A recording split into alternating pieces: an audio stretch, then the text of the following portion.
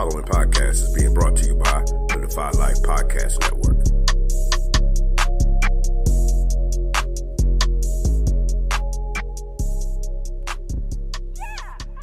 Maybe we can still heal you.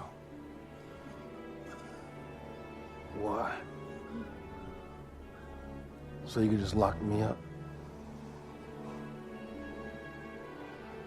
No. Just bury me in the ocean with my ancestors that jumped from the ships. Because they knew death was better than bondage. Oh, you think darkness is your ally? You merely adopted the dark.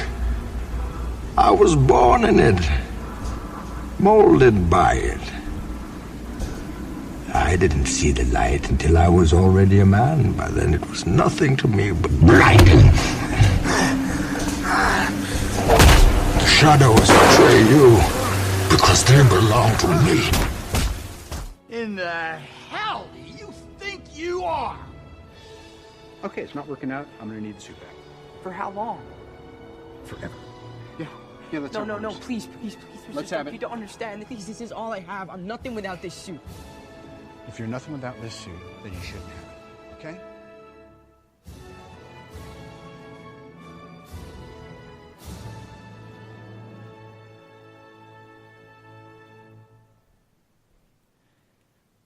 So Oz, with the Titans finale just wrapping up and the series coming to a halt, which kind of seemed like at least the first half of what it should have been a two-part finale came to a halt.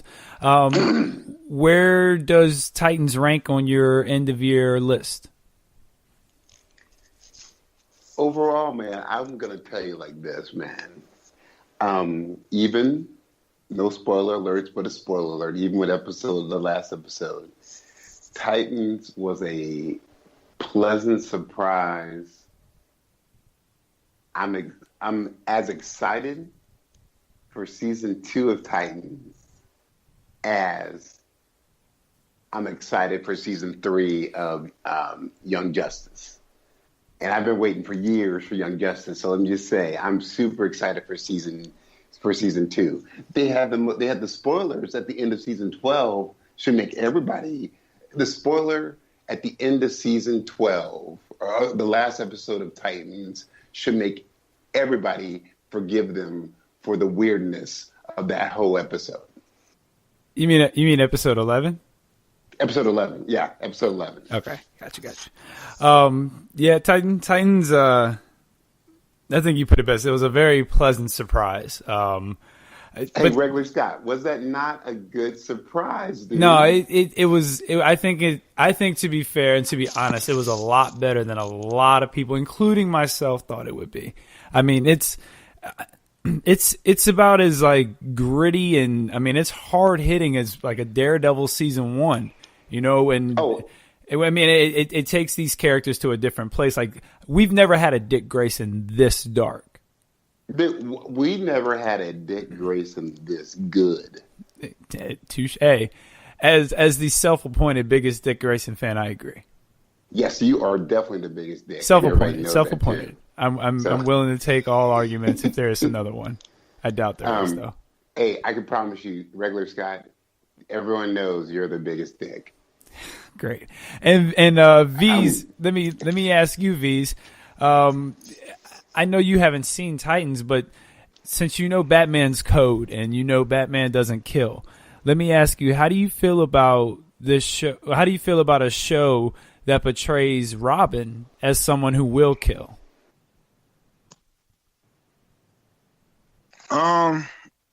Doesn't that kind of is it in Robin in the comic books? Isn't he a little more of a dark character, anyways? Well, one of them is like actually a couple of them are. This one in particular. Right, go ahead. I'm sorry. No, I was just gonna say they're more dark, so that doesn't surprise me that he would be the one that they would. It wouldn't make sense for them to make Batman kill, but it does for Dick Grayson. But now let me ask you about this, because Dick Grayson is probably out of the four, I would say he's probably has the most moral compass out of the Robins. So with that in mind, how do you feel about the decision to have him being the one that they choose to kind of turn into not a killer, but will kill? Man, Go ahead, Oz. no, I was You got saying, a thought? You got a thought? Go ahead. no, I can hear it in his voice. He had a No, thought. you're wanted right. to- He did have ahead. something. He was ready for that. He was ready for it. no, I don't want to interrupt. Sorry, V's, please, No, go please ahead. continue. Well, I mean, his moral compass. I mean, I think if we learn anything about anything, they can make a character do pretty much what they want, like and have it make sense. That mean so that doesn't surprise me. Okay. And Oz, go ahead, because like V said, clearly you have a very strong opinion. I want to just clear some things up. So tell me about this. About you're saying Dick Grayson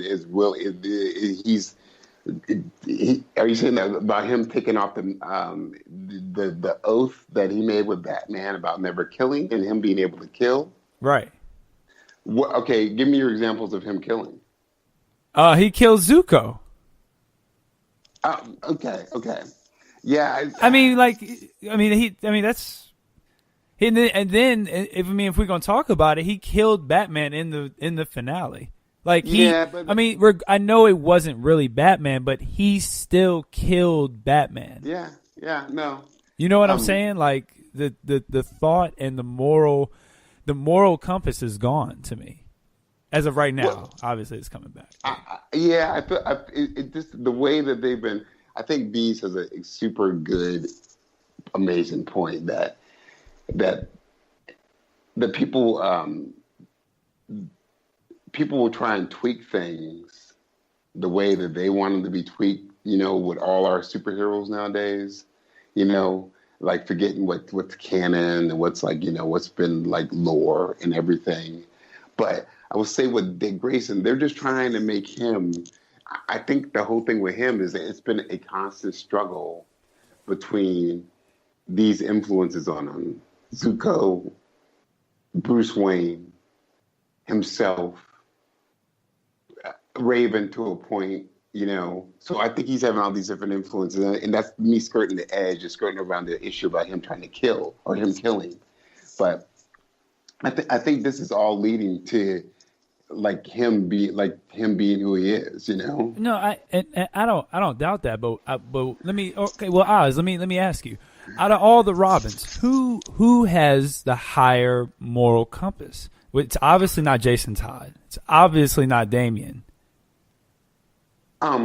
Would it be Tim? I mean, do you think Tim has a higher moral compass than Dick Grayson?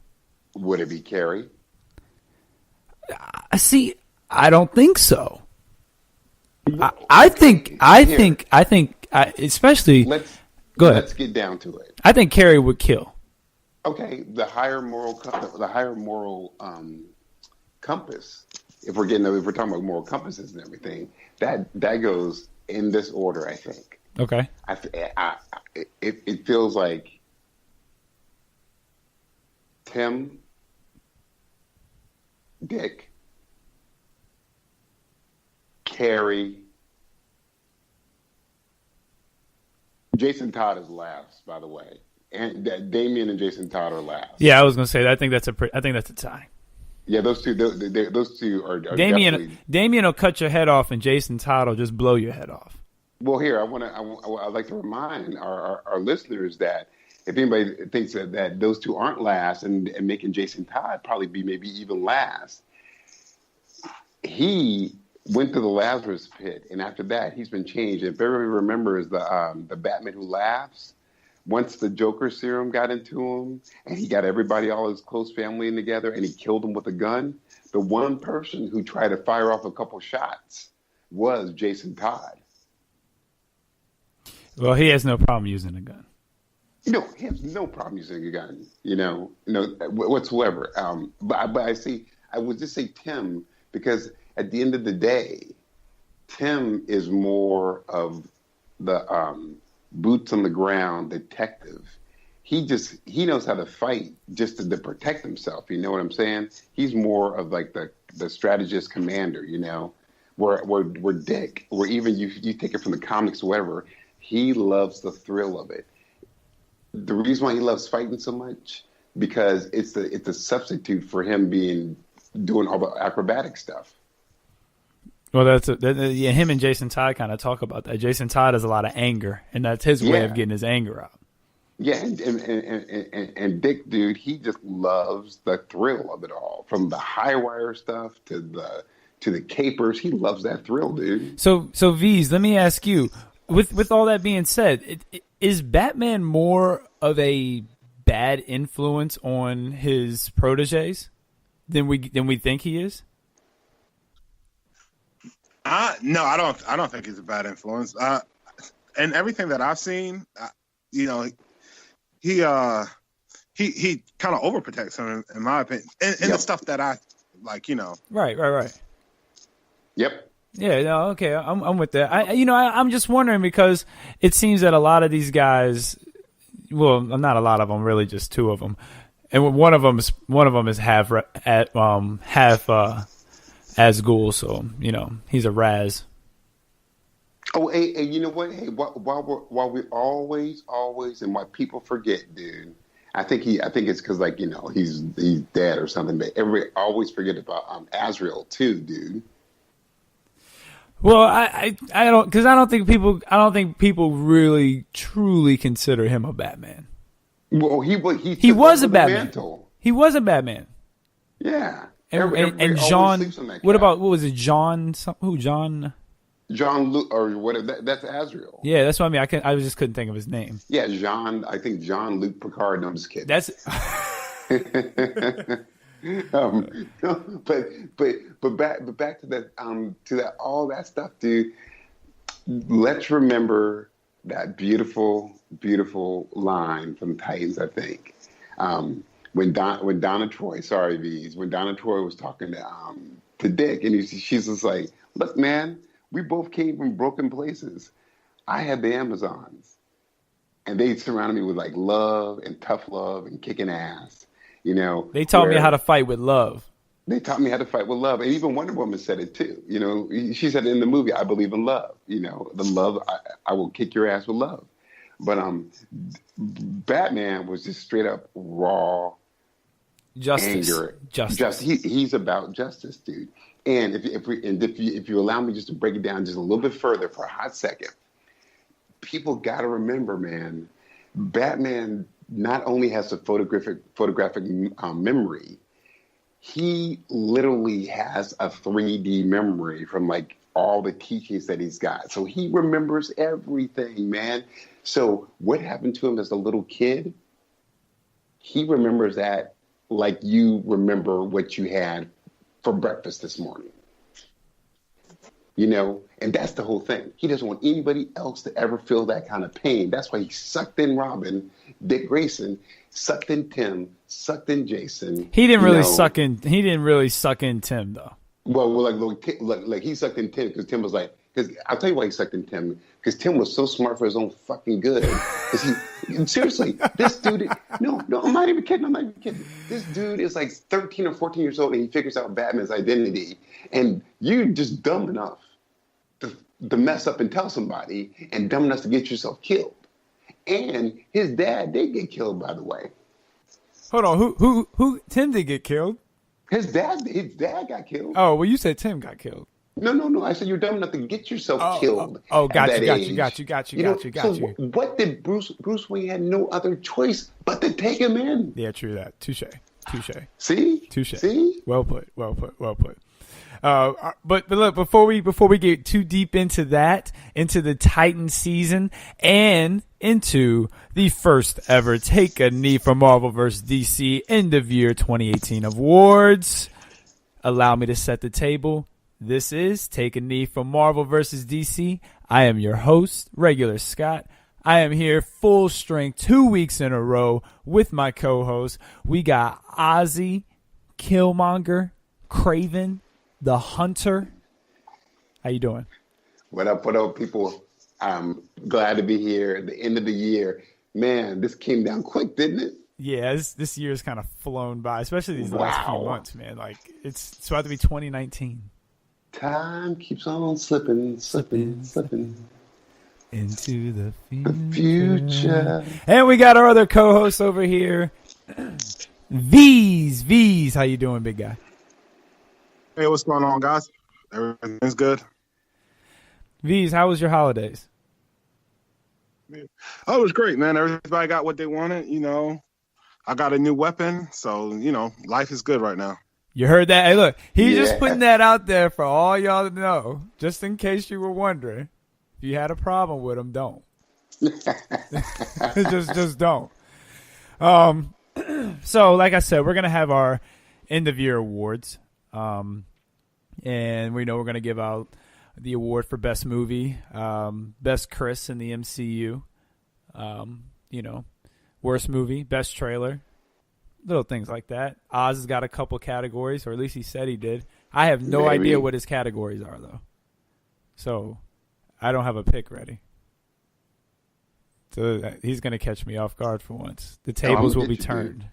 I will try and get you on some good stuff. But little does he know that regular Scott always has a regular plan. Okay. Okay. V's, are you ready for the surprise categories? No. Hey, V's. Yes, you are. Because I got one banger. Thank you, both you kind gentlemen. I got one banger I need to actually make a note about, and I'm gonna hit you both off with this when we're ready for it, and I'm gonna shut the show down with this. With what? When we're down for the category time. Okay, all right. So in the news, Aquaman opened number 1.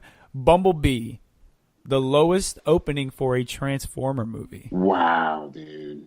Well, I'm not surprised. Let me ask, does that surprise anyone? That doesn't surprise me. No. How about this? How about when I tell you the number? It was only like 30 million. Hey, V's. There was no hype V's and behind regular Scott. V's and regular Scott.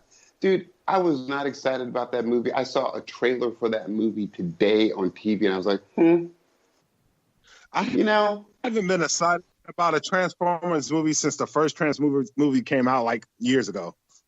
So, the first one was good, though. I haven't been excited about a Transformers movie since the death of Optimus Prime. That was good, too. Yeah. You know what? I was excited about the Transformer movie when that new Chevy Camaro came out. That made me excited because a new Camaro was coming out. Other than that, because of the car, right? Zero.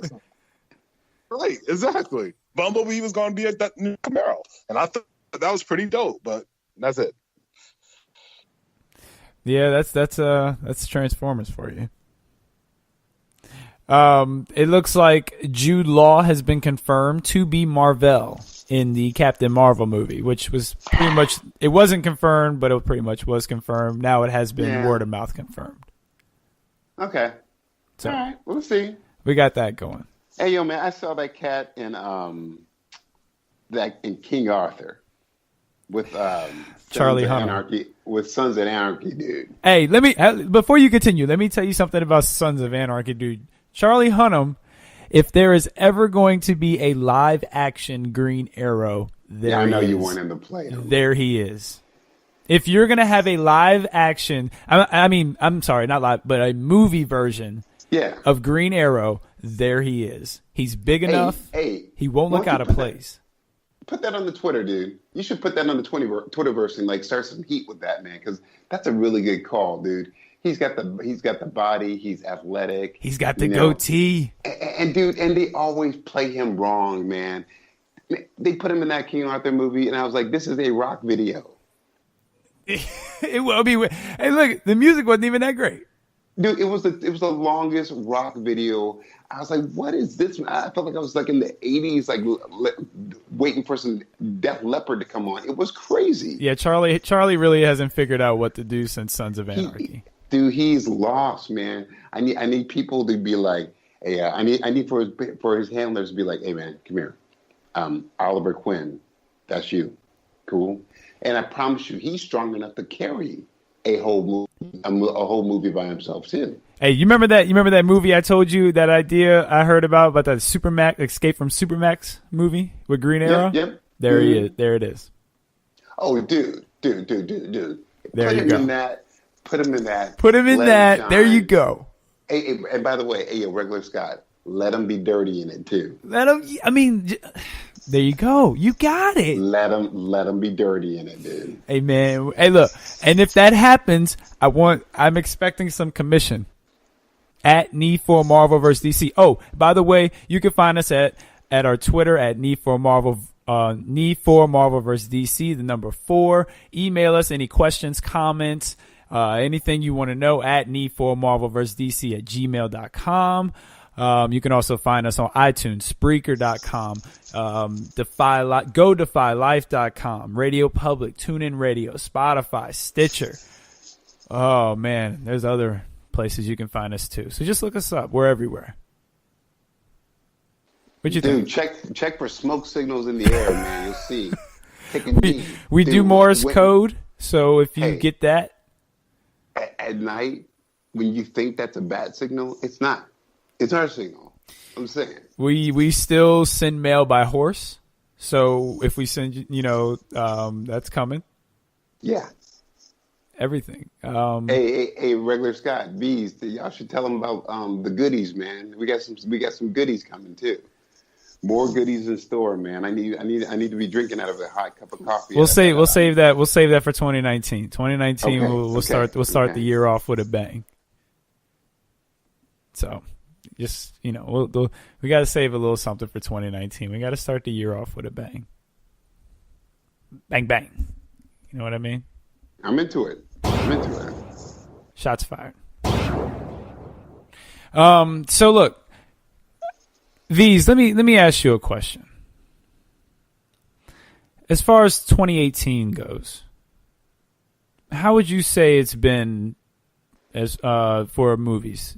Good year, bad year, or a year to remember? Well, let's think. The Infinity was good.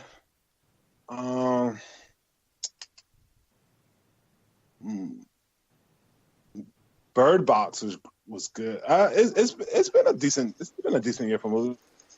Decent. Hold on. Decent was not one of the 3 selections. Bad, good, or year to remember? Decent's a little too vague. Good. Okay, Good year. All right, cool. Good year. Oz, what about you? Mm-hmm. All right. For the whole year overall, for the world of nerdom, or just my personal life? Just your personal overview of the entire movie landscape. Ah, man. I'm going to say it like this, dude. TV world, animation world, movie world. It's been an interesting year. It's been a good and interesting year. I think 2019 is going to be even more of a crazy year. But people don't sleep. We had Titans blew people out the water. Black Panther was out that box, dude. Avengers came out, man. Everybody was hungry, drooling, thirsty for Avengers. It was it wasn't the best year for all the stuff, man. But it was a groundbreaking year because like Wonder Woman 2. Let me say this: it was for non-white males, it was a good damn year. I think some white males did pretty well this year. Well, I mean, if you think of the landscape, though, we it was like Wonder Woman came out and busted up the scene. Was Wonder Woman 2018? Wasn't that 2017? To me, it feels like it was 2018. Okay. Black Panther came out and busted up the scene. No doubt. No doubt. You know what I'm saying? So there was lots of good stuff that came out of things, man. It was cool. It was very cool. All right, so we were gonna wait. Oh, and Aquaman came out the scene. Here we go. Last week, y'all said y'all had all these criticisms about Black Panther. About Black Oh, Panther's visual effects. Yeah, the visual effects was garbage. Oh, this and that was garbage. But now it's it was a great movie. Wait, hold on. No. Oh, absolutely. Okay, here. Don't be lost. I got some thread through the wilderness. I'm gonna give you some thread. I'm gonna help you through the wilderness. This is exactly what I said. It was the fight scenes for Black Panther, terrible. Some of the visuals terrible, but some of the visuals in Black Panther outstanding, stunning. The movie and the premise of Black Panther by the director, the production management, all being black owned. And the studio they did it in was black owned. That's outstanding. My wife just corrected me. She said when I watched the Black Panther movie the first time, I thought the fight scenes were awful. So I guess I just didn't remember. See, hey, Bees, go kiss your wife, dude. Yeah, see, okay, so but hold on. And the Wonder Woman, man, the CGI bad That's guy. 2017. Okay, we were talking about Wonder Woman, weren't we? Okay. That was terrible. We all agreed on that. But the premise behind it, and the female director, it was cool, dude. It was a good year. Aquaman, when it's all said and done, they're going to have some critiques and criticisms of that. But when it's all said and done, they'll be like, man, it was cool seeing a non-white take the scene and like handle his business and be cool about it. Of course, the usual black man dying, that's fine. But, but it was also cool having a cool, developed black villain, too. No, you're right. It was a good year for non-white actors this year. Brother Bees, thank you, man. Thank you. So, we were just going to go back into the Titans stuff, but let's go ahead and do our awards. I think we should go ahead and do our awards show. So now it's time for the 2018 edition of the Take a Knee End of Year Awards.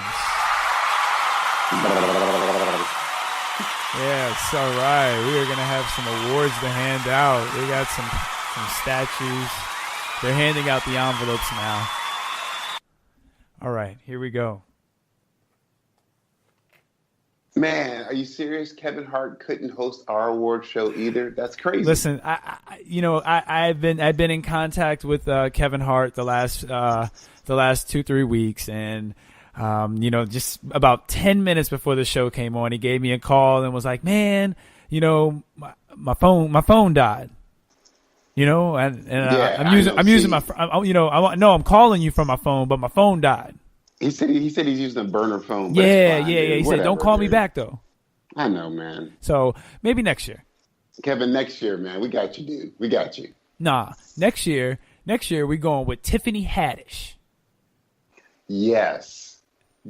Hey, before we get into the award shows, man, and since we always deal with pop culture and everything, Regular Scott and Bees, do you guys ever follow The Breakfast Club? And when Tiffany Haddish was on there with Kevin Hart talking about Cat Williams. Oh, dude, they merited that dude. Man, it was straight up like I thought it was like a slaughterhouse, dude. No, it wasn't slaughterhouse. Kevin Hart had to put that man in his place.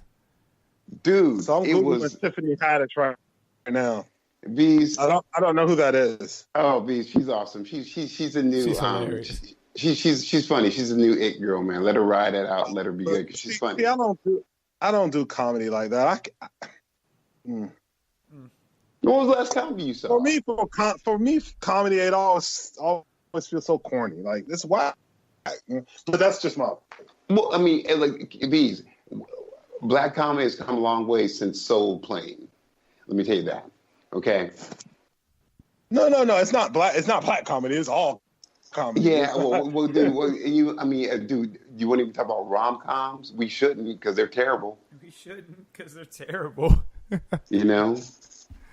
Dude, all they're doing is making people want. Like I want a relationship. Like, good. Get yourself a $23 million budget, and you two can have a relationship like that. It's amazing. Listen. Everybody can't be Tyler Perry. Man, thank you. And Okay, that's a good thing. everybody Hey, can't be Tyler Perry and just be able to make a Let me $20 rephrase. million Tyler movie. Perry is funny. He's okay. Now see V's, I'm questioning your sense of humor. Tyler Perry can be funny. He's got some very corny stuff too. I think Medea is funny. That's Awesome. I guess that's what I like. Her first few were funny, but her last few have been kind of corny. let Well, me I just. probably only look. To be honest, I probably only watched the first few. I can't remember. Oh, well, see, there you go. I agree with you on that. The first few are a couple of the first few are funny, but the last few have kind of been corny. Yeah, like Medea goes to like a Republican convention. Who wants to see a movie like that? Dude, that was crazy. I would actually love to see a Medea goes Wait. to a Republican No, convention there was movie. never been a movie made Is like that that. legit? No, that's Is not that legit. No. No. There was Hey, look, never a that movie sounds like that. great though, doesn't it?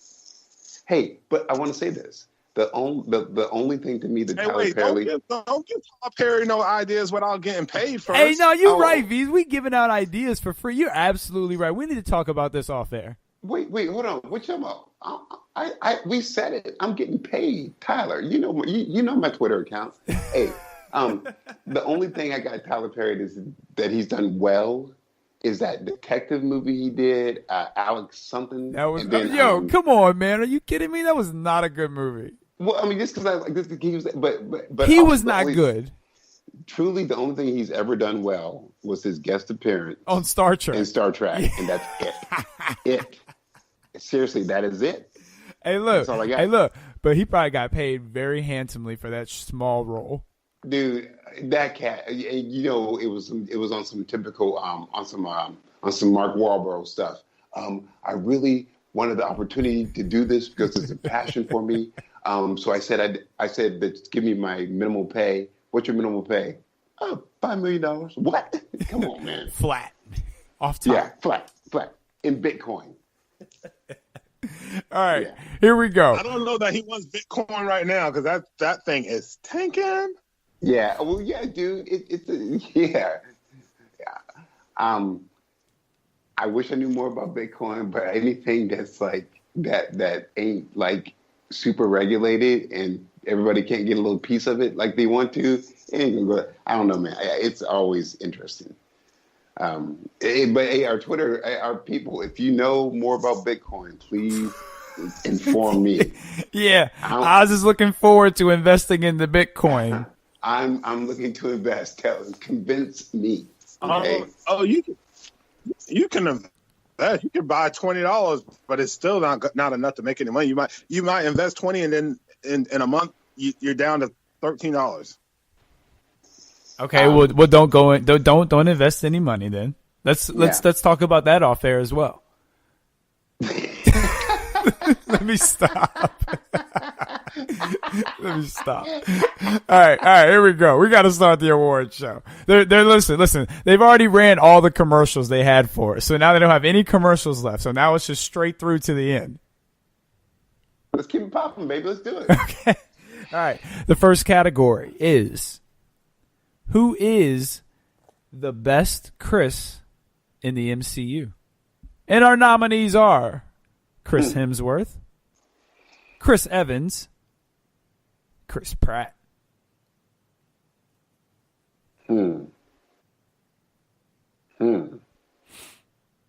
Now, In the not MCU. every category will have nominees, but some will. I figured this category deserved the nominees because we have three handsome fellas who have all made bad decisions in the MCU, but have also been heroes in the MCU. Yeah, hey, and there's Chris that plays for me. It's the Chris that plays Captain America. Chris Evans. Chris Evans. Yeah, there you go. Okay, so our first award for best Chris from V's goes to Chris Evans, Captain America. Yeah, I got Chris Pine, dude. Steve Trevor. No, but that's DC. But that's fun. Hey man, it's Chris Evans, dude. Hands down, it's Chris Evans. Evans. I am going to be different, and I'm going to say Chris Hemsworth. Thor. I think Thor has had a great year. I think he had a complete arc in the Infinity War. He played more of a role. He played a bigger role. And without him, they would not have defeated Thanos. or even been able to get him to the point to make him snap. Was the actor better than Cap? I know, man. No. Okay. I mean, look, you said who's the best, Chris? Not who was the best. Like superhero, dude. Yeah, superhero that helped. But that's to my point though. He had a larger role in the Infinity War movie, like the actor. He had to do more. He had to show more range in his role. And I thought he did really well. Like when he's hold on, when he's having that conversation with Rocket and he's trying to keep Cherry talking about all the things he's lost, and he's like, but you know what? There's got to be a reason I can do it. He showed a lot of range in that scene. Oh, yeah?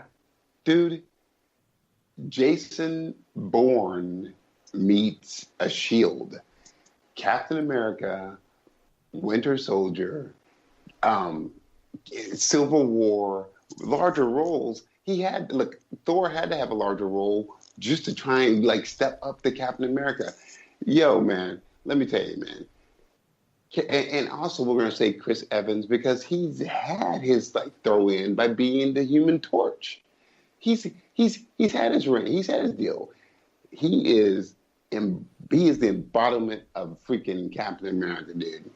You know, I don't deny that. I just think this year it's been because listen, and to kind of do what you did earlier, if we're gonna say that Wonder Woman was 2018, then okay. I can definitely say Thor Ragnarok was 2018, and that movie was great. Okay, cool. And if we're piggybacking off of that, he has had a great arc as far as character and as an actor.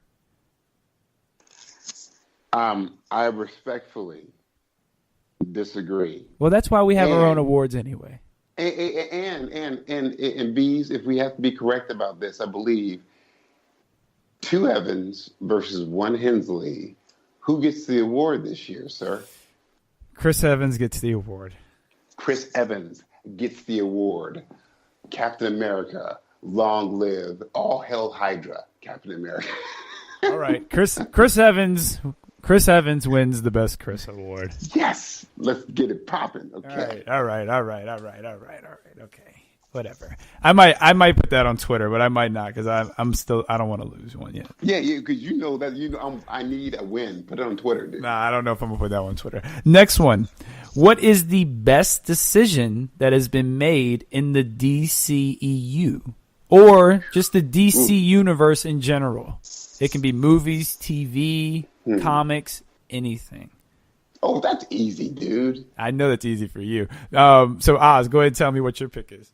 The best decision the DC universe ever made was making the DC universe. V's, what you got?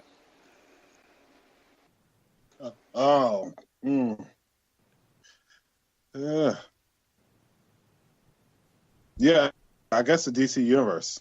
Yeah, and I know you guys are hot for that Green Arrow that had the Bronze Tiger in it too. Well, this is what I was going to get a little bit more specific. So I was going to say Titans, and I was also I kind of was torn because I really did like the Crisis on Infinite Earths crossover. Like I thought it was a really good. I mean, not the Crisis on Infinite Earths, the Elseworld crossover. Elseworld, it was good. The Elseworld crossover that's leading to the Crisis. Like I liked everything about it. It felt like a good middle or a good setup chapter to what the real big event is going to be, and you didn't even know that while you were watching it. And I think that's something that shouldn't be taken for granted. It was really well done. No, I love it. So we'll be giving out 2 awards in this category. Because I do think that I think it's underrated that this is really just an opening chapter. That's what the Elseworld crossover was. I mean, if we think about it, it's like the number 1 in a series of graphic novels. This is number 1. Well, the Elseworld stuff is just a gateway drug into Crisis. Right. No, and that's what I mean. But we didn't know that. Who really thought we were going to get a Crisis on Infinite Earths crossover? And can I say when I saw that Monitor craziness, I was like, oh god. But did you think we were going to get a Crisis crossover? Like a full Crisis on Infinite Earths crossover like we're getting promised next year? Like, that's what I'm saying. It was a pleasant, you're correct. It was a pleasant surprise. It was I a mean, very if you pleasant called it, surprise. you called it. I was just wondering because you didn't call it on this show. Well,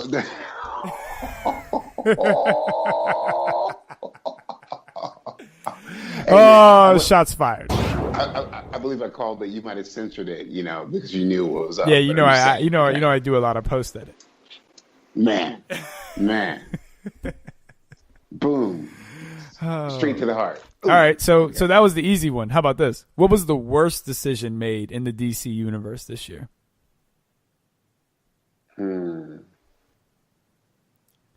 V's, what you got?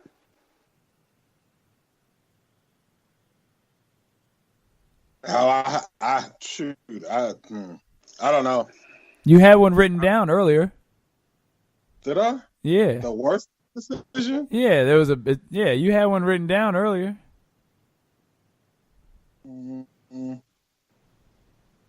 Yeah, I don't know. Okay, cool. What you got, Oz? The worst decision the DC universe ever made, and please forgive me, I'm not trying to be political or anything. I'm trying to keep it very sensible and polite and civil, this discussion, because the award show is very important. But, man, Mira's hair was terrible. Man, that hair was terrible, dude. Hey, look. The thing was, every time it was wet, it looked like red seaweed, a crazy red seaweed. It was weird. It was wild, dude. Hey, you know what? When I went back and saw that movie, I noticed her hair a little bit more. And my whole intent was not to make people overly aware of stuff, but I'm just like, come on, dude. So I guess we can officially add Mara's hair to the Guardian riding a motorcycle with Jar Jar Binks. All it needs to be is Jar Jar Binks with Mira's hair in a Guardian suit on the Guardian motorcycle, and his catchphrase is, "You're not the Guardian, we're the Guardian." You are not the Flash, Barry. We are. Yeah. I don't know. What you got, V's? No, I was still thinking about the worst DC deal, but Hey, let me ask you this, V's. Let me help you out. Is it not canceling Black Lightning while it was still ahead? Oh, there you go. It's not firing the whole cast of Black Lightning while they were ahead. That season, it should have been one season and done. There you go. Bees and Scott, here you go. Just get ready for it. Not trying to cause any problems. Black Lightning season 5. Whoa. No, he's saying that Black Lightning's going to make it to a 5th season. Oh boy! What they're on now? They're on the what? Number 2 season now? This is number 2. Number 2, yeah. Number 2 season. Now, there's no chance they make it past this season. They're done. They're done, dude. They're done. It's a wrap. They're done. It's a wrap. I mean, I hate the bag on. Like I said a couple of weeks ago, I hate the bag on the whole all black crew. But man, we could have done a little better than that. We could have got Shanola Hill to play one of the girls. These. Hey, she would have did a better job. These are regular Scott. Sure. I want everybody to know I support black-owned. Black Lightning needs to get disowned, okay? Just not the ones with the lightning bolt. Hey, look, no, actually, you know who said it best? Shout out to Jay. Jay said it best on the Battleground. It looked like one of them little lights that you stick to the wall and you push it, and it turns on, like his suit. Yeah, like it's like the suit you break out for like Halloween or Christmas. You know, that's the suit. You're like, oh, dude, he's gonna bust out that suit again, right? Okay, cool. I got it. Hey, look, well, don't worry. Is it me or is his move is just awful? Oh, it's slow. It's clunky. Yeah, dude. Hey, Black Lightning, who you catching, dude? We couldn't have got one of the. We couldn't have got Wesley Snipes. You know, I know he's looking for a job. We couldn't have got him to play that character. Man.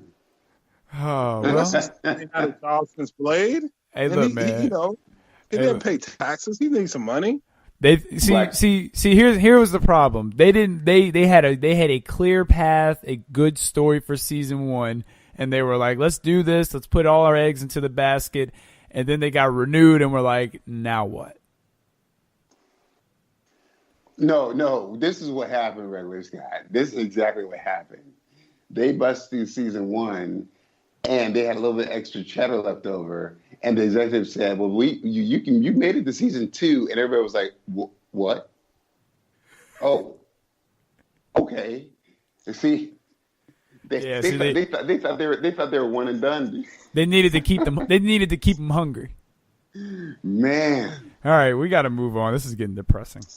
All right, so best trailer. Oh, actually, my worst decision in the DCEU this year is probably. I gotta make sure I'm wording this correctly. I think their worst decision this year is not restarting their movie universe instead of rebooting it. Like, they're trying to reboot these things with the universe, but I think Aquaman shows you can just restart it. Forget the errors that you need to forget and just move on with what you need to move on. Like, I think Henry Cavill is a good Superman. There's no reason they shouldn't be moving on without him.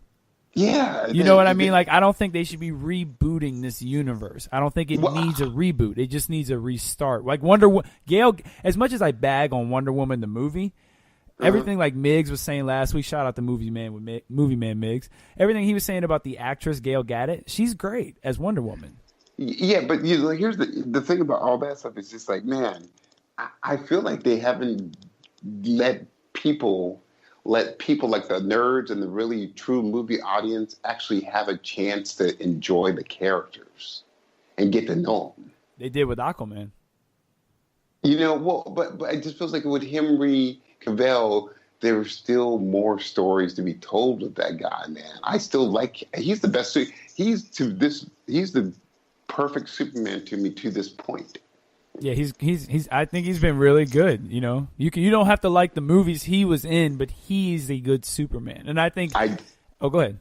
I just rewatched Justice League last night again. And tell me that last scene at the end when he shows up that is not the Superman you envision when you think of the prototypical Superman.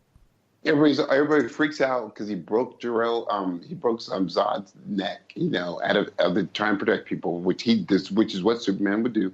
But dude, man, he was in his own skin.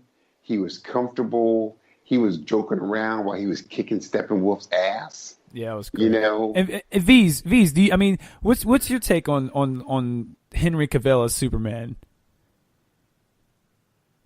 Oh, I think like y'all was saying, I think he played a great Superman in that movie. I liked it. I mean, and I'm used to the Superman I'm used to is God, I can't think of his name. The guy in the wheelchair. Christopher Reeves. Christopher Reeves, yeah, and And let's not forget that the Atom from Arrowverse was also a Superman. In Superman Returns, Bryan Singer's. Brandon Roth with Kevin Spacey as Lex classic Luthor. Scene of like the bullet hitting his eyeball and getting smushed down. Let me tell you something. That movie was a little slow. It's very underrated, by the way. But that has some great scenes. Like singular scenes, like that scene's great. The scene where he catches the plane on the baseball field is great. No, dude, here. There's some great scenes, man. The scene where he picks up that yacht. That's another great. I mean, there's just classic awesome. scenes, man. Yeah, you're great. They did a good job of displaying how powerful he was. It's Bryan Singer, right? It was Bryan Singer, right? I think it was Bryan Singer. It was. Okay. Hey, V's, have you seen Superman Returns?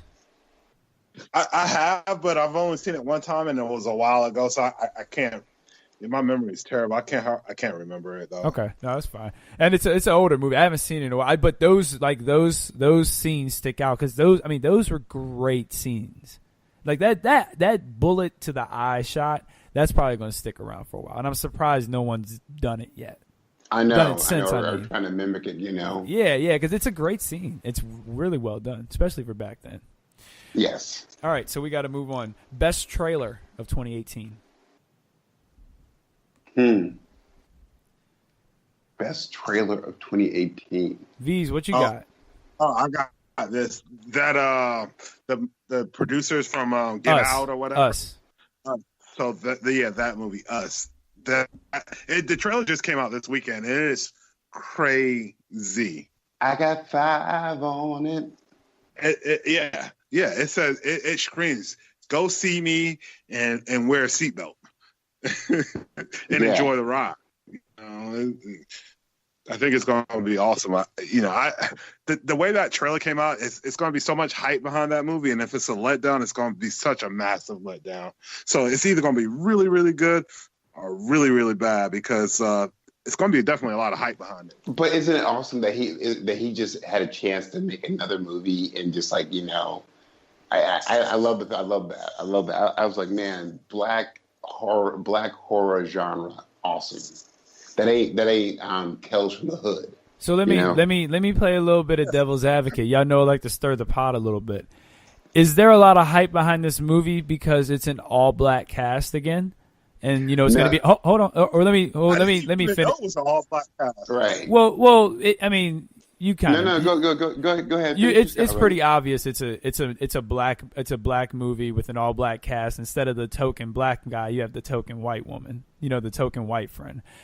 Is there hype behind this movie so high because of that, or because the expectations of this being a good movie? It is because of it being a good movie, because Get Out was such a good movie.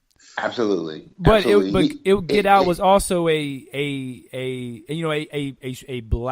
black movie, you know, and it was promoted as that. As a black movie. You know what? We shouldn't say that.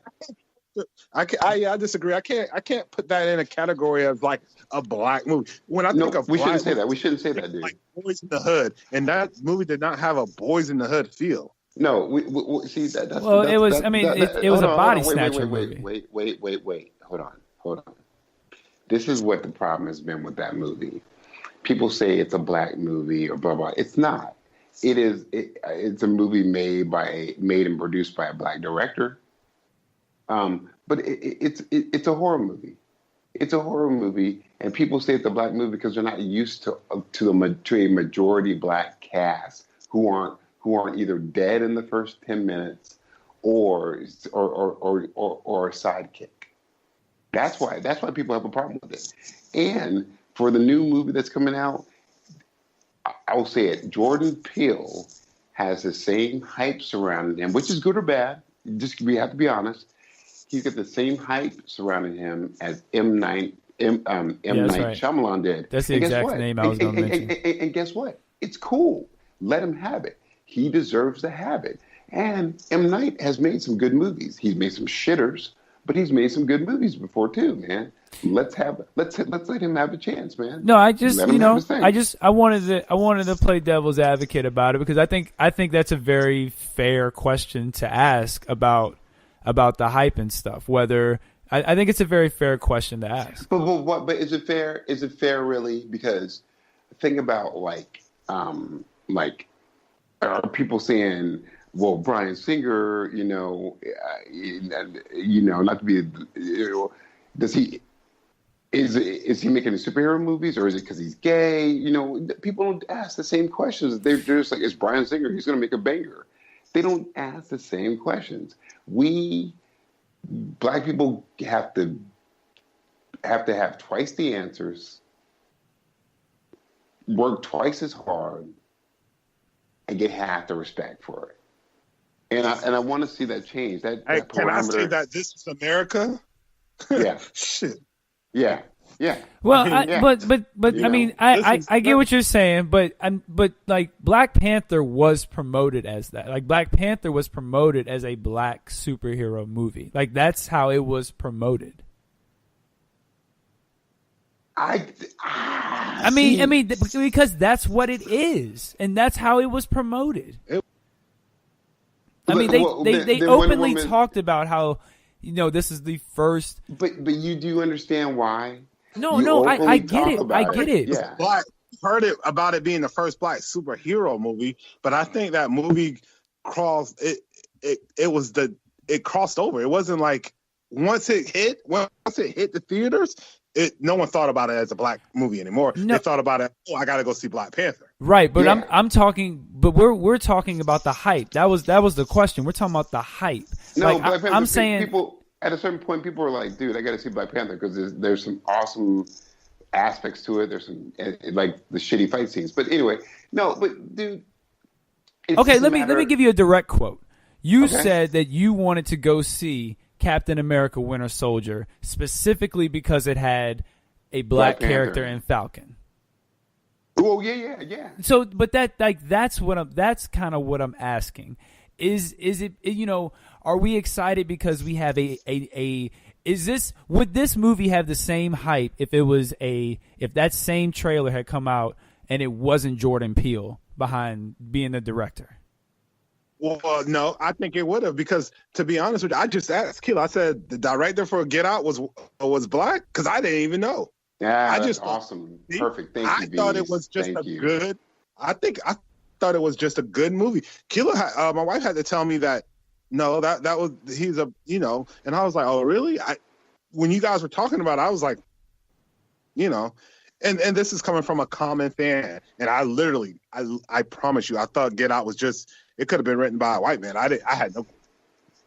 Yeah, dude. I see. I think the thing is this: people, like we all do, because it's a human condition. We all have a hard time, like we compartmentalize things. I think a lot of times, like if you're black and you're a nerd and you see a movie that has a majority black cast and you're gonna go see that movie because you want to see your face. You want to see people that represent you. There's an old movie from the 70s called The Black Six.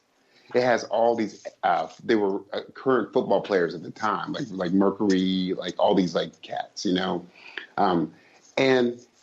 it was a black exploitation film, but it had all these black guys in there kicking ass, doing the right thing. A white dude from like Italy or something directed that. No one knew, but people get hungry for it because they want to see. It's the classic thing. You want to see your face and stuff, dude. I know we got to finish the awards, but like I was just taken back because Titans, the Teen Titans, the comic book, the original one came out in 1980 when I was 10 years old. They had a second reboot in 1984 when I was 14. I used to love that, dude, because I would see these people who didn't look like your typical Superman dudes, like they were Cyborg, who was like out there. You're like, wow, there's that cat who's like strong, smart. People get thirsty for it, dude. So I want to say, I think there's been such a thirst. We have to figure out we just have to figure out that where the thirst comes from. That was a long rant. I'm shutting up. I'm gonna have a beer. I'm over it. Yeah, that's cool. It was a long rant, dude. I'm sorry, dude. All right, no, that's fine. So V's pick was was Us for best trailer. What's your best trailer? I feel like the best trailer. Man, I don't know. I saw some interesting ones. Bird Box was a cool trailer to me.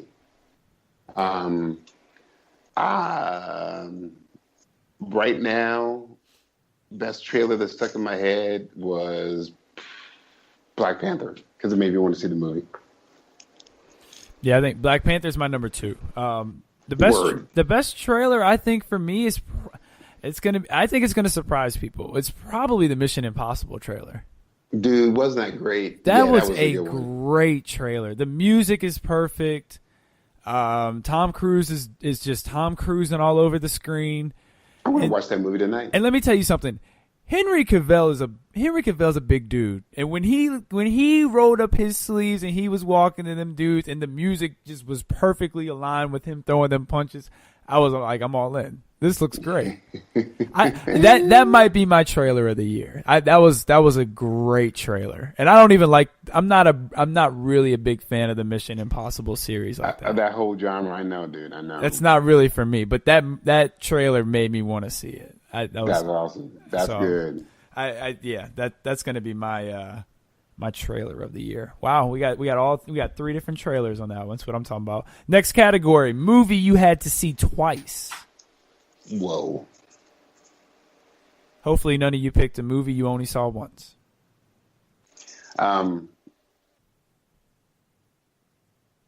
Infinity War. V's. I'm not a twice movie watcher, so none. V's, hold on. I'm a twice series watcher. Well, actually, V's, you said you've seen Black Panther like 5 times last week. No, I know. I've only seen Black Panther once. Well, you said last week you saw it 5 times. Let me rephrase it. I've seen Black Panther in its entirety once. I've walked in on my daughters watching it, or I walked in on my wife watching it, and I sat down and watched maybe 20, 30 minutes of it. But I've only seen the whole thing completely through once. Hold on, now, Bees, did you not tell us that you watch Friday like? Well, I watched Friday. Friday is a great movie, but I thought we were talking about movies this year. No, we are, but you said you don't watch movies twice. We're just calling you out on your bluff. All right. That's fine. Okay. Well, how about this? Let me change the award for you, V's. What movie would you see twice if you had to in 2018? Regular Scott, that was awesome. That's a good one. Rush Hour 2, Rush No. Hour. No. V's. 2018. I know what you asked. I wanted to clarify the movie that I was. All right. Well. Okay. So, V's, what movie? I would watch Bird Box again. I would watch Bird Box again. You're gonna need no spoiler alerts, but you're gonna need to go. But you're gonna need to talk about Bird Box, dude, because I'm really interested in that, man. I haven't seen Bird Box. I don't know if I'm gonna watch it. Have you seen it, Oz? No, I haven't, dude. But hey, listen, I'm watching Mission Impossible tonight and Bird Box. But Sandra Bullock, was it good? Dude, it was great. But the last 15 minutes, it was great. But the last 15 minutes leaves you like, wow, that's it. But it was great. Okay. It was great. Really, it was well done. And there's a couple of spots in the movie you're like, what just happened or what? But then Scott, I don't want to hype it because I don't want Scott to be like, oh, you know how like he just ran on your parade. The real Scott. Hey, look, if you overhype a movie, I'm gonna let you know. Hey, Bees. And then he deep down he knows like it was a good movie. Deep down he's like, but I'm not going to let them know I thought it was a good movie. If you overhype a movie, if you say it's a great movie and I watch it and it's okay, like I'm going to be disappointed. Hey, hold on. Wait 1 second. You watch this, you're not going to say it's just okay, but you will say the last 15 minutes killed it for you, or like not killed it, but left some to be desired or whatever. Hey, hold on. Bees, let me tell you like this, dude. 2019, I'm not having any more of this. Look, Regular Scott was a hater of Titans until he started watching, and then he became a lover of it. You know the movies you like, Bees. Dude, you go ahead. You recommend the movies to that dude, man. You and Regular Scott, man. It's not just me that likes the movie. Shoot. Apparently, over 10 million people like the dang on movie.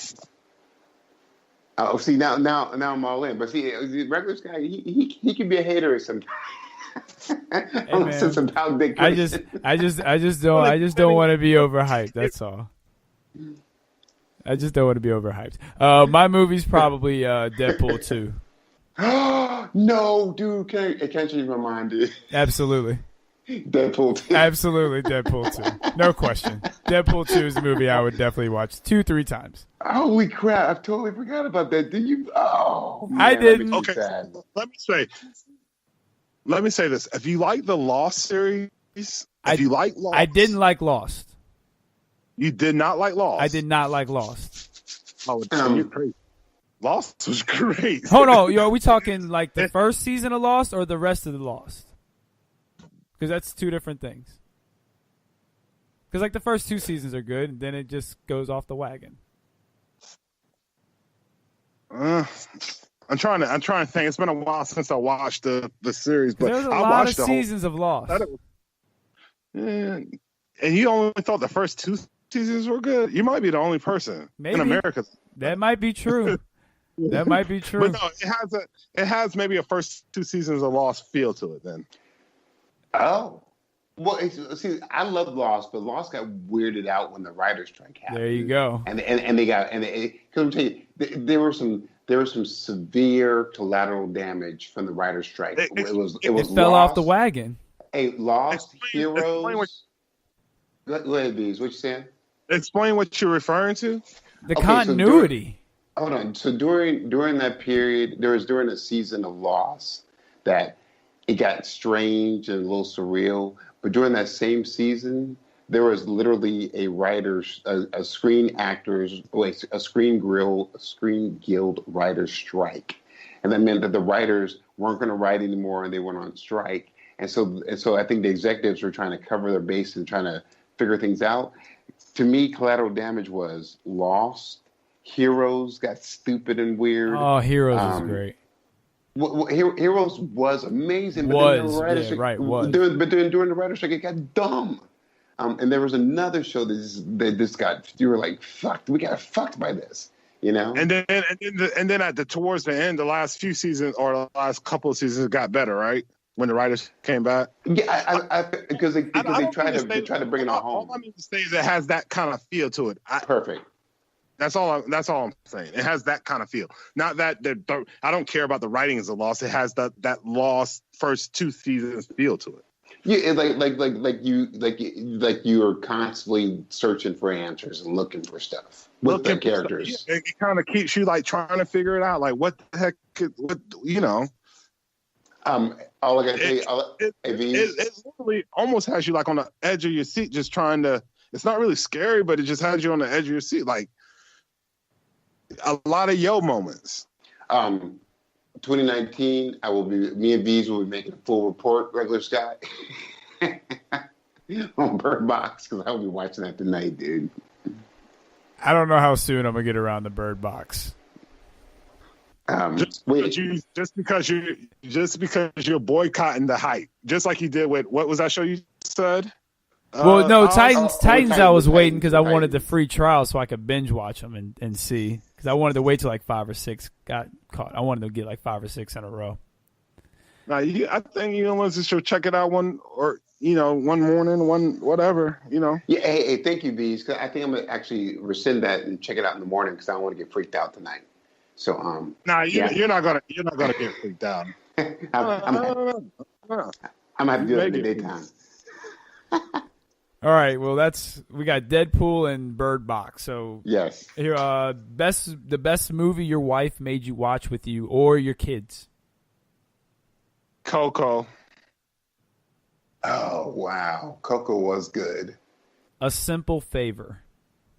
What's A Simple Favor about? Oh, dude, it was. Oh man, so this is like this chick flick. It's got Anna Kendrick and Blake Lively in it. And it's pretty much about this.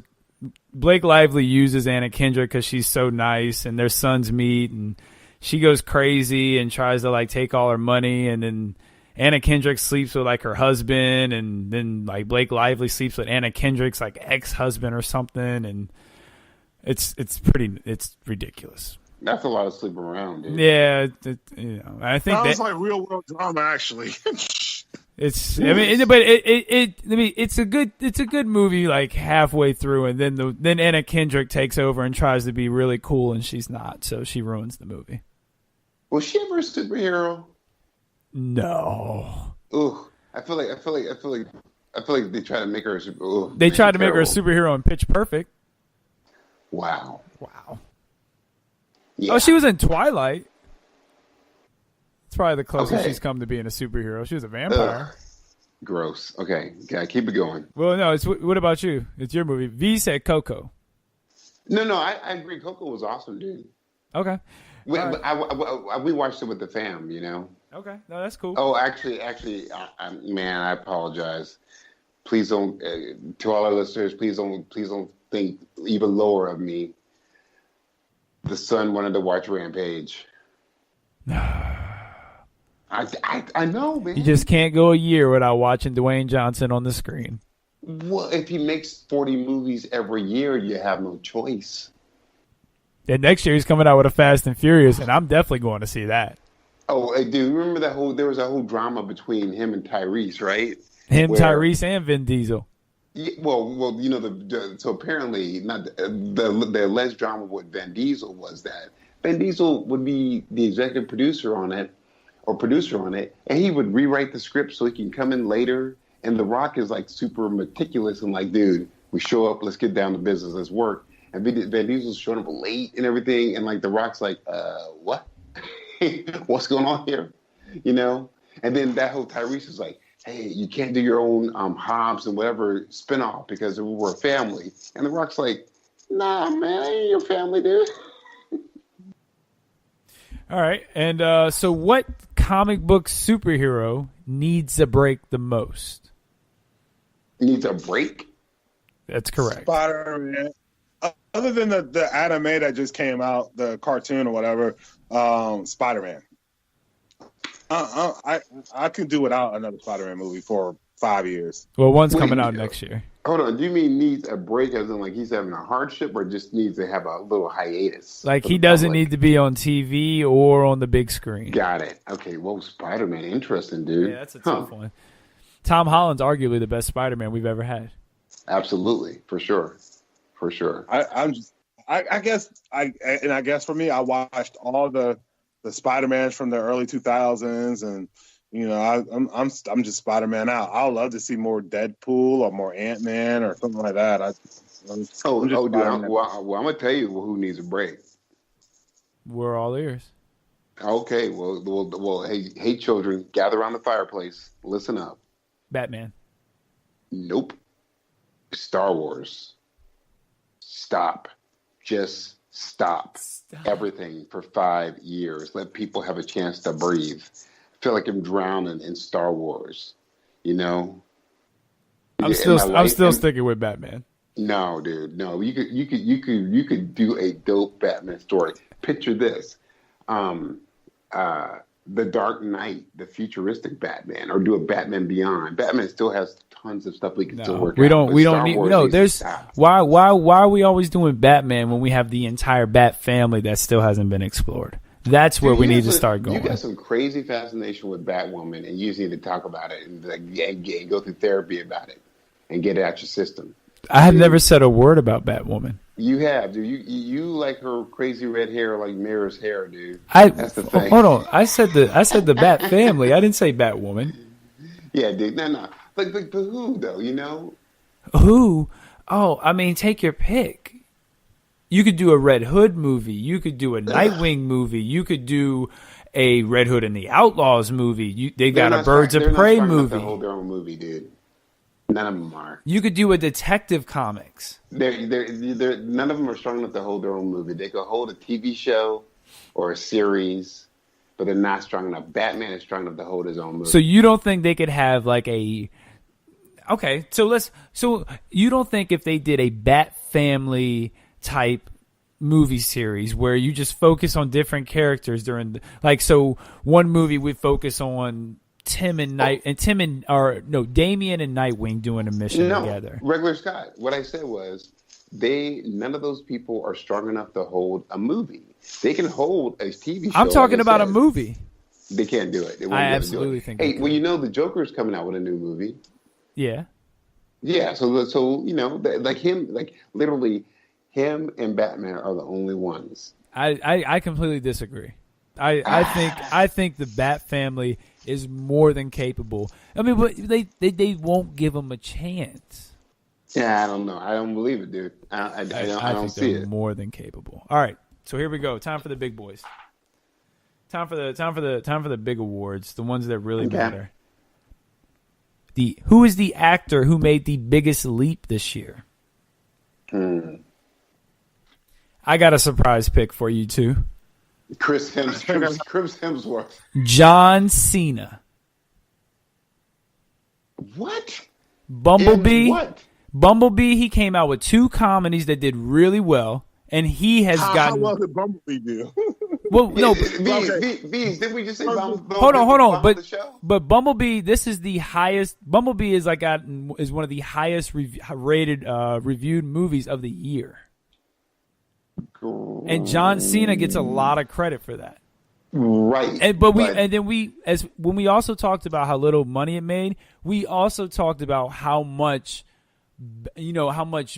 smoke and stuff is behind this movie and how hard it is for it to get any momentum because of our initial thought process of it. Well, see, I feel like the point is that, he still is that dude who hasn't really, like, it still feels like he's like literally 3 feet from stardom, dude. Like, he still hasn't made that big transition. Okay. Like, he gets the great reviews, but he hasn't made that rock kind of leap. Well, a year ago, he was in for 5 minutes of a movie. Now he's starring in a movie. That's a big leap. How long ago was it? Mine is Michael B. Jordan. Wow. That's awesome. And hey, B's. Boom. Yes, sir. I concur. Yeah, and then, hey, Regular Scott, I will follow up with you with 2 points. 1 point, V's dead on. Your point, Scott. Regular Scott, he was in that the Marine. He started in the Marine. That wasn't it. That was a WWE small budget movie. He does a lot of straight. It was in the theater. Hold on, are we gonna say Michael B. Jordan then, and he starred in Fantastic Four? Is that what we're gonna do? No. Because he wasn't good in Fantastic Four either. Hey, V's, did he not say 2018? Oh, so you can bring up the Marine. Hold on, you brought up the Marine. Okay. Well, yeah, I'll bust it back. I will bust it back. We'll keep it to 2018. You the one who changed it up. I was just responding to your change up. I was just reciting that cat has been in full feature-length movies and started full feature-length movies. Because you mentioned he was in it for a movie for 5 years, he was in a movie for 5 minutes last year. Dude, John Cena did great, but again, he just didn't. But man, compare him to Michael B. Jordan. John Cena's a sellout. Sound like you got a lot of hate for him there. Bees, how you really feel? Yeah, how you really feel about him? Why you got hate for John Cena? Man, why you got hate for Jar Jar Binks, dude? What's going on? Yeah, why you got hate for the Guardian? What's going on with that, man? Hey, Bees, talk to us. What's happening, man? I just think he's a sellout. No, but hey, right, man, how much? Dispute Michael B. Jordan. My eyelids are getting heavy. So what's the y'all know how these go. You'll be finishing the last 15 minutes by yourself. Yeah, hey, listen, I think the listeners have gotten used to that. They've expected it. These, I'm out. I got a dip, dude. All right, we only got 2 more left. What was the worst movie of 2018? Ooh.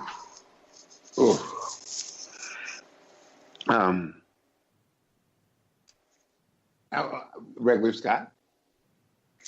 The worst movie of 2018? 50 Shades Freed. Bingo. 50 Shades Freed. What do you mean? I had to go see that with the lady. Dude, $50 down the drain with all the money. 50 Shades. I took a 50-minute nap. 50-minute nap. During 50 Shades. Wait, you took a nap in 50 degrees? Yeah, it was like I took a nap in 50-degree weather during 50 Shades of Grey for 50 minutes. Oh, that's good. Hey, that's a good one. That's perfect. All right. So, what about you? I feel like you win. Done. V's, you still here? And B's still here. Yeah, I'm still here. What you got? What's the worst movie? I don't know, man. I didn't watch a lot of movies this year. What was the worst one you saw, though? You had to To be be honest, one. I'm kind of phasing out. You kind of what? I don't know. I don't know. I saw some bad TV shows, but I can't even think of the name of it. That's how bad it was. I'm trying to think of what I may have watched. I don't know. I don't have an answer for that. Rampage. Medea goes to the library. That was pretty bad. Rampage was pretty bad. Rampage was terrible. Terrible. All right. And hey, the only thing that was worse than Rampage was Skyscraper. Dwayne had a rough year. Dude, that dude. Yeah, he had a tooth fairy year. Yeah, he had a rough year. Dude, that cat went straight to the bank, dude. Come on, And he man. made bank, but he had a rough year. Yeah. I just bought an island from my shitty movies I made. It's a rough year. Yeah, I guess you're right. So- I guess it someone wasn't let so me- bad. Someone let me have a bad year like that. All right. Granddaddy of them all. Best movie of the year. Rampage. Hey, best movie of the year for me was without a doubt. People were going Black Panther. Get Out was awesome. Get Out was 2017. Serious? Affinity Warfare for me. Okay, well then I'm going to There's say a toss up between Black Panther and Infinity Warfare. Then Infinity Warfare. V's, I'm going to say the same thing too. My pick is A Quiet Place. Wow. I've never heard of it, never seen it. Don't think I probably would ever see it. That was probably the best movie I saw all year. Hey, so V's, how Bird Box is, you're not supposed to see anything or else you go crazy or whatever or lose your whatever. A Quiet Place is you can't make noises because these aliens are attracted to noises and they'll kill you. Oh yeah, no sound. It's similar to Bird Box. Yeah. No, it does sound similar. Did they show you the aliens? Yes. At the Oh end yeah, they you do get it. to It's see the pretty- it's aliens pretty full good. on. It's pretty cool. Oh yeah, it's pretty nice. Yeah, One of the little touches that just make that movie great. And by the way, I've never seen The Office before I saw that movie, so I had no. Oh wow! So the whole Jim Halpert thing, I didn't really see it because I didn't watch The Office before I saw that movie. Okay. But he directed and wrote that movie and stuff. And one of the little things I really liked was when they went in the supermarket, all the food, like the soft food is gone, but all the potato chips, all the crackers, all the cereal, all the stuff that makes a noise when you eat it, like any crunch is all still there. But the bread's gone, It's really soft food. Yeah. and just little touches like that. The sand everywhere so they could walk places and run when they needed to run. They had paths of sand that they needed to run on if they had to run. I mean, he got his wife pregnant, by the way, during this whole thing, and he had an entire plan set up for her whenever she was going to have the baby because he knew she could only take so much pain, and it's great. It's a great movie. Oh, well then it sounds like it might be. It sounds better than Bird Box, and Bird Box was really good. People have said that there's comparisons to it. Watch is terrible. When I watch it, I'm gonna be so let down. But it's Quiet Place. I think you'll like it. Really drawn out and boring. Like I can't do a drawn out boring movie. Now here's the thing with Quiet Place. That's the good thing about That's the good thing about Bird Box. There's literally not a dull moment. There's not a moment where you're like, they're trying to kill time or they're trying to extend the movie. There's never a moment like that in the movie. Well, A Quiet Place is more of a slow. A Quiet Place is a slow burn, tension building horror movie. Yeah. It's like an old school. It's like when Michael Myers movies were good. The first Michael Myers movie, like when it's you don't get a lot, but what you're getting is a lot of tension building. And when everything hits the fan, it hits the fan. Like those are the kind of horror movies that draw me in because then when everything's going crazy, you can't take your eyes off of it. Well, A Quiet Place is awesome to watch in the theater because everybody is literally super quiet. The quietest I've ever had a theater be. Yeah. The quietest I've ever had a theater be. Well, that's cool, but I don't know those. I guess. Okay, you sound disappointed in my pick. No. I just don't do slow, drawn out movies because my attention span is so bad. Well, along those lines, don't leave these without me asking my one question that Scott said he's gonna let me have. All right, well, let's get to it. Aren't we done? Nah, he got a category. Yeah, can I just get who I do? Yeah, you said you had a category, right? Yeah. Can I get my category real quick? Absolutely. All right, here, pull it up. Unless you said it, let me do it. Ready? Best. It's two of them. Ready, guys? Best and worst team up of 2018. Ooh. Hey, listen. That's Across movies, live action, and V's. HBO. Oh, that's great. Best team up. That's great. Oh man. Okay. I told you I had a banger for yeah, you. like best team up is going to be Daenerys and I guess that's not 2018, but it's Daenerys and Jon Snow. The worst is probably going to be the Rock and the black guy off the Ballers. I can't think of his name, but I like Ballers, but God knows, man. My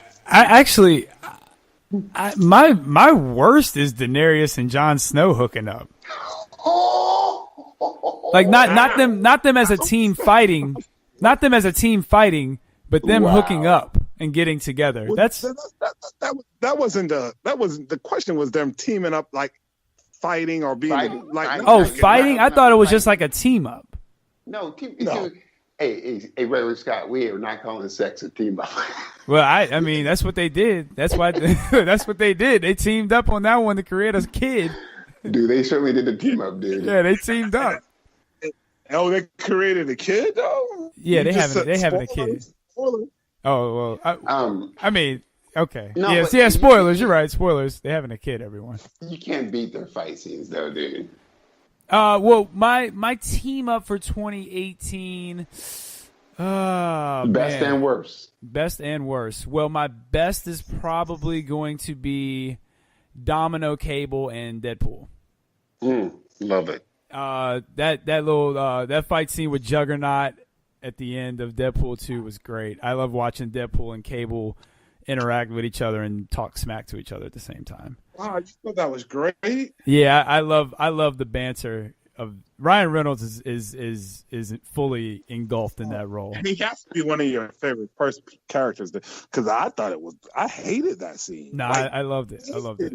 My worst is probably Batman and a gun. Wow, that's awesome.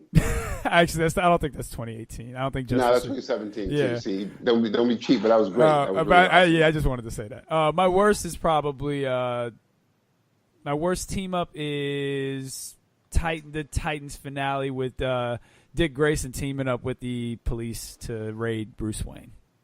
Hey, if you can hear me, I'm giving you a mental slow clap and bravo. Brilliant. Thank you very much.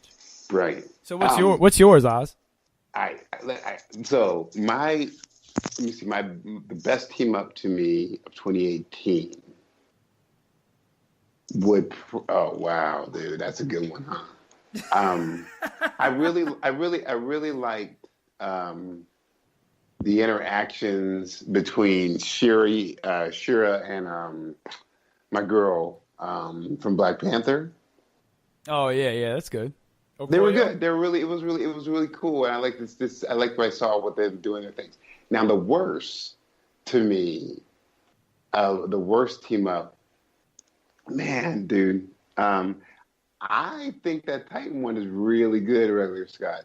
Yeah, because it just was like you just were like that would never ever happen. Never. It would never happen. It would never ever. He would never rat happen. Bruce Wayne out like that. Right, dude.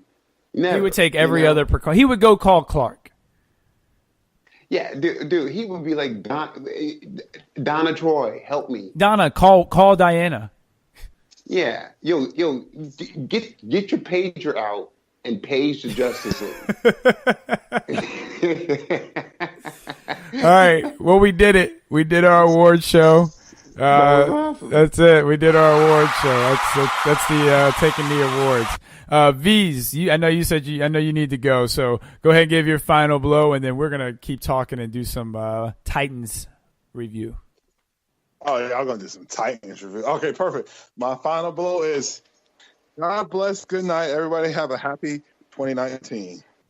Peace. Ah, yeah, peace. All right, so let's dig into the Titans. Yeah, so we'll go ahead and get into our Titans talk real quick. Finish that up, and what you think about that? Wait, hold up, 1 second, man. It is 2018, about to be the end of 2018, and you want right before the final blow to give a Titan review? No, sir. We need to dedicate a full Take a Knee episode pod to each episode, like a full dedicated Titan review. And the only reason I'm going to say that to you, regular Scott, is you went from a non-believer to a believer. And I just want to say, man, it's worth it. It is worth it for us to dedicate a full episode to all the shows, man. You're going to sit here and tell me, you're going to give me 10 minutes to talk about Dove, Donna Troy? Are you I can't do it. I'm quitting the show. Can't do it. All right, so 2019, everyone, just so you know, there will be 2 new co-hosts. It'll be regular Scott and 2 new co-hosts. I told you there's going to be some big changes coming in 2019. And everybody, it's been a pleasure doing the show. I hope regular Scott is happy with Jar Jar Binks and Iris. I'm going to have the Jimmy Olsen and dressed up as Jar Jar Binks. And then Iris West is going to be wearing Mara's hair, and she's going to ride in on the motorcycle with the Guardian. And those are my 2 co-hosts, Jimmy Olsen and Iris West. And I say, once again, it's been a pleasure. A true pleasure. Oh, all right. You know what? I know I said but seriously, man, that Titans. It was 11. It was 11 episodes. We deserve to give one full podcast to. All right. Well, let's just do this some then. Brilliance in there. Let's just do this then, because I at least want to talk about at least this little tidbit about it, and we'll do a full episode on Titans. It deserves a full episode. We had the awards this week. Titans does deserve a full episode. Yeah. I'm sorry for misleading everyone at the beginning. That's on me. But look, here's what I'm thinking. What one thing we can do is we can talk about how that last episode felt incomplete. And how, that I'm seeing now that the original season 1 finale is now going to be the season 2 premiere. Hey, so here's my problem. Here's my problem with all this Batman stuff. Okay, there's been ever since Batman versus Superman. There's been a very slippery slope, dude, and it concerns me a lot, and to the point where it makes you a little nervous. There's been a very slippery slope of having Batman go down this. He's the Dark Knight. He's not having a Dark Knight. He's the Dark Knight with a K. The slippery slope of him killing, and he doesn't kill. Batman will never kill. He doesn't do it, and so every time people do that, they're trying to make us used to it, and it's really like upsetting because it's fucking things up. Well, to be fair, it was a dream sequence, so he didn't really. It was a dream, but they still do it, man. And that whole dream, so that if we're having that whole sequence, then that must be deep down inside. They're trying to say that Dick Grayson really does want to work with the police, which we can say it's kind of true, because when he went to Bloodhaven, first thing Batman said was, "You can be Nightwing," and Dick Grayson says, "I'm gonna be a police officer too." So there's a little bit of that goes into it too, which we can delve into when we get to that breakdown of the shows. But also to the Dick Grayson, who the hell is Dick Grayson killed? Don't forget he killed those people in the asylum. Oh, you mean Batman? No, Dick Grayson in the asylum episode. Oh, right, dude. He killed them. He killed them. I'm gonna rewatch that. Okay. Well, he told Starfire to kill them. Sorry. He destroyed that. Yeah, he told Starfire to destroy that thing. Yeah, he told he killed them. I get it. See, it's this very, part of the whole. Batman got every Robin to take the oath in the Batcave by putting his hand on the whatever, it wasn't the Bible or something, and by the candlelight. And part of the oath is like, you fight for justice, you don't kill. Nah, I'm with you. Yeah, because why in the parallel world of injustice does he hate his own son? Because his own son caused the death of Nightwing. Well, injustice, man. That's a real thing, or at least it could be. Yeah, they went bonkers on that storyline. They had Alfred kicking Superman's ass. Well, we'll dive into that next episode. We'll give you a full Titans review next episode. Full Titans breakdown. Please. Yeah, full breakdown, and we'll also preview what we are expecting from the season 2. And spoiler alert, I think Cyborg will make his way over to them after Doom Patrol, which is coming out. I think so. Hey, but here's another one. I bet you it ain't gonna be that Cyborg. I think it will. Oh, interesting. I think it will. Okay. I think it'll be that Cyborg, and I also think we'll get one more addition too. I think somebody else from the Bat family is going to join up. Do you think so, or do you think we're going to get either a speedster or an Arrow person? Don't think we'll get a speedster. They don't have that budget. That would be expensive to put on there. Now an Archer would be cool.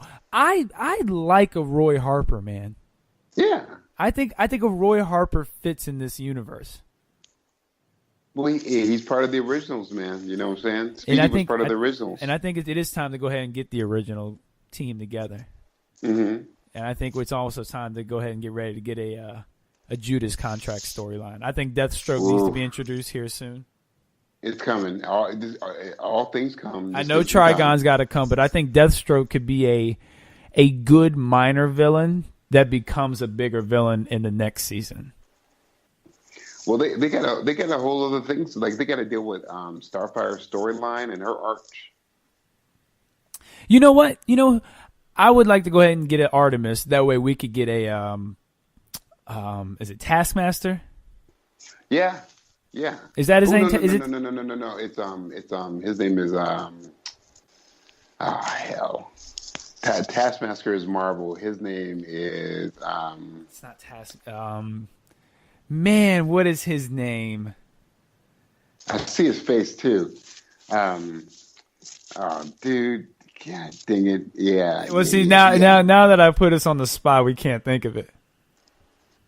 Hold on. I gotta look it up. I gotta know who it is. Oh crap, dude. His name is Sportsmaster.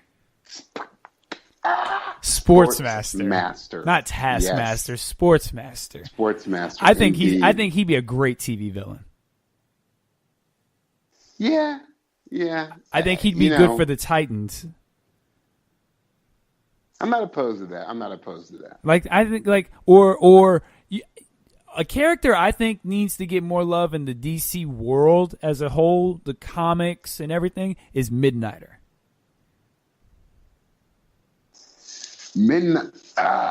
You know, you want to get your gay character out there and stuff. No, there's your that's gay not, character. But see, it's not cool. That's not cool though, because to me that's not cool, because Midnighter and Apollo are just rip-offs of Superman and Batman. That's all they are.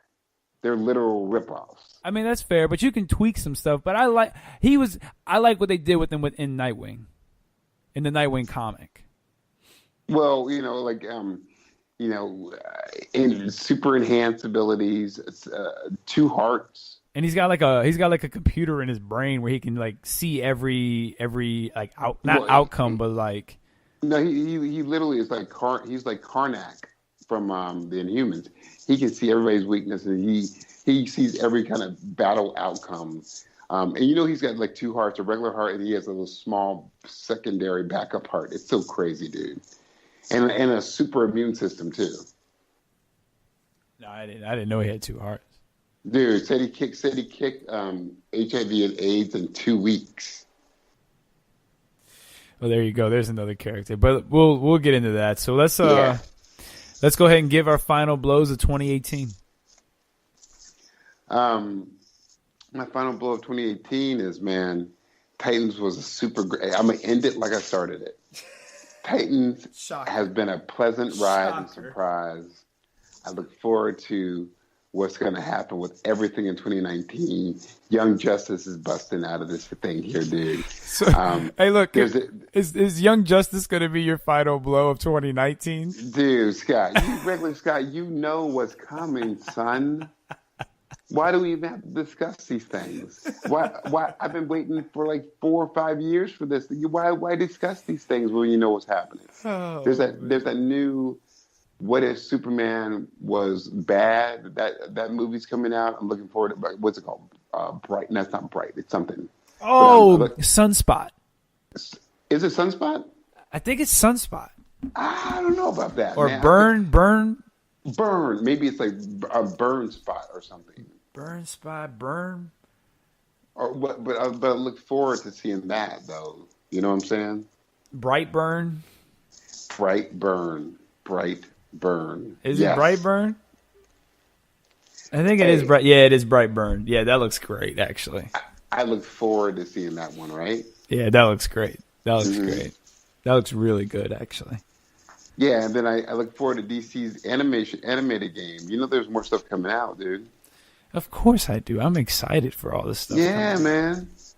Like, do you know what's coming out in 2019? The DC animated game? Yeah. No, enlighten me. Oh, I don't have a clue.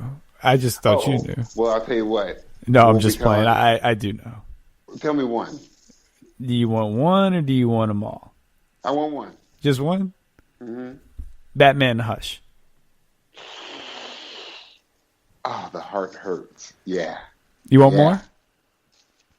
Go ahead. Hit me up, man. I'm feeling good already. That's like you just hit me with a good drug. Hit me with another one. Justice League versus the Fatal Five. What the hell?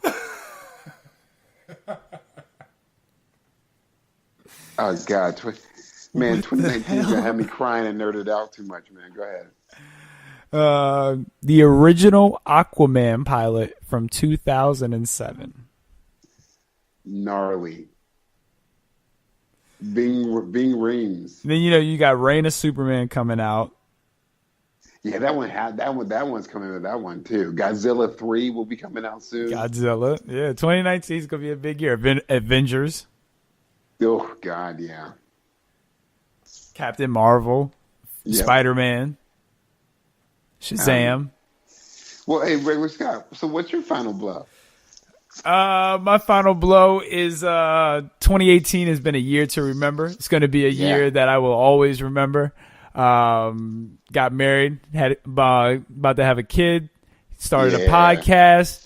I mean, this 2018, man, it's been a heck of a year. I want to thank all the listeners and everyone who's been participating in the show. We enjoy doing this and we appreciate you guys. Cali, North Carolina, South Carolina, United Kingdom, Australia. So good. all France, all over. France, We just everywhere. appreciate Israel. all the love. Maryland, Richmond, Virginia, Portsmouth. We everywhere, man. And I appreciate you. I know Oz appreciates you. Deeply. So my final blow is shout out to all you. Shout out to the Defy Life. And 2019 is going to be a big year for Take a Knee. We're going to have a facelift. Everything's going to be brand new. We're going to start the new year off with a giveaway. It's going to be a good year. Yeah, that giveaway, man. Y'all don't sleep on it, y'all, because if y'all don't do it, I'm gonna take it. Because this is some good stuff, dude. It's good. We coming 2019. Oz, tell everyone you talk to them next time. Hey, yo, everybody, thanks for listening. You guys have a safe, enjoyable, prosperous end of 2018 and have a beautiful beginning of a 2019. And as usual, peace and chicken grease. And y'all have a good time because we going to have a good time until we talk to y'all next time. Peace.